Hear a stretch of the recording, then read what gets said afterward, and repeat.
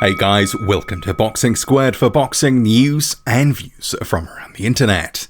The American heavyweight Michael Hunter as well as German heavyweight Tom Schwarz have surged in this month's IBF Top 15 rankings, and it's a little bit of a head scratcher because both have not been fighting. Also in this update of the Top 15 there is some movement and a couple of names, and Robert Helenius gone altogether. But we'll start at the top there, so no surprise, IBF mandatory challenger Kubrat Pulev. He is waiting for his title shot, which has been delayed, moved from June 20 to when it's unclear. Given the current circumstances with the pandemic, it could be months and months and months away, but eventually it will be held. You'd have to imagine, though, that does the delay favour Anthony Joshua. Kubrat Pulev, an older fighter. He would have turned 39 by the time of the fight, and who knows, maybe he will be closer to 40 when they do actually get in the ring and square off.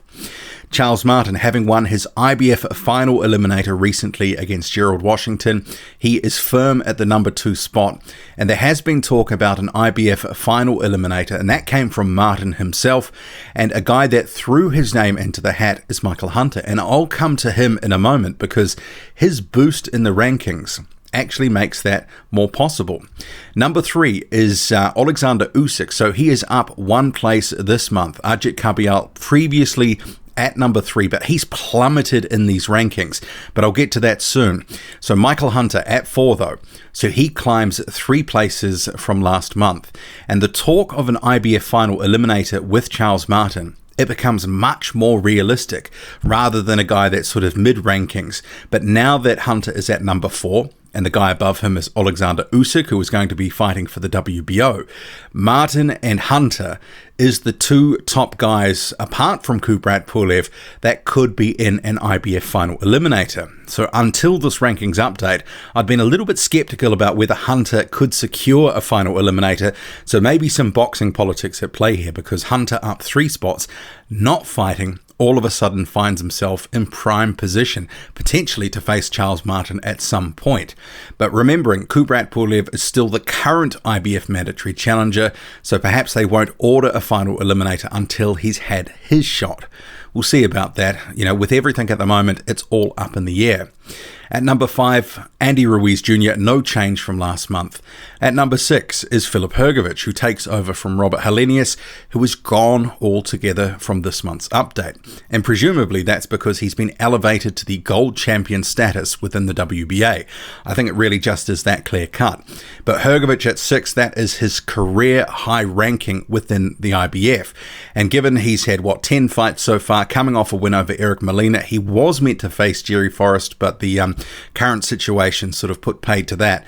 He's actually in a good position in the next year to 18 months, whenever boxing returns and he has a couple more fights. He could find himself in the top 6 of a number of sanctioning bodies and in for some final eliminators and some good fights at some point.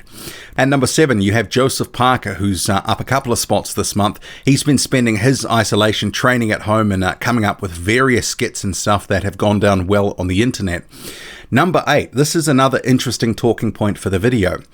Tom Schwarz, the German heavyweight who was blown out by Tyson Fury. He is at number 8 this month, up 3 places from number 11 last month. And it's a really curious case with Tom Schwarz because obviously he was within the WBO, got as high as number 2. He's still in the WBO rankings. He's been continuously ranked since about 2016 in the WBO.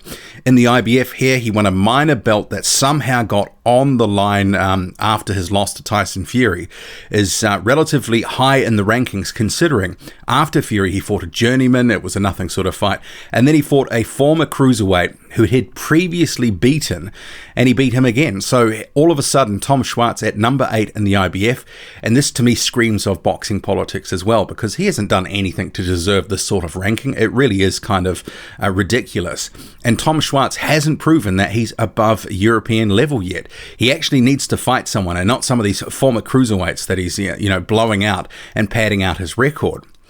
Derek Chisora, he's up one place this month. He's at number 9. Tony Yoka is up a couple of spots to number 10. He also is a guy that has been not fighting and also going up the rankings, so make of that what you will.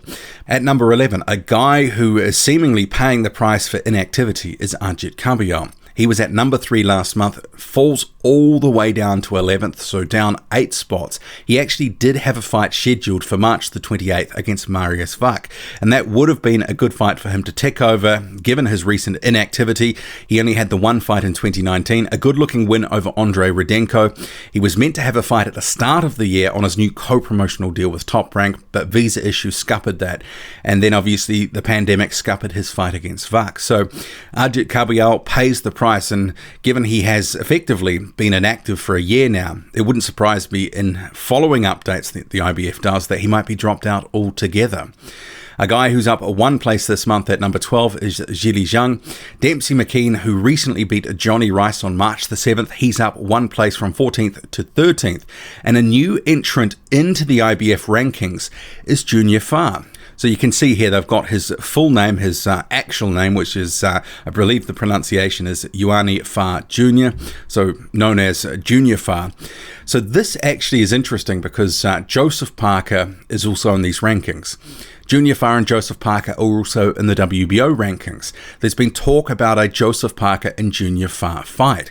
So if they manage to come up with something, say when things, return to normal at some point, they might actually make that fight in New Zealand, and having Junior Fa in another sanctioning body gives it just a degree more credibility than just having these two guys who are ranked in one sanctioning body.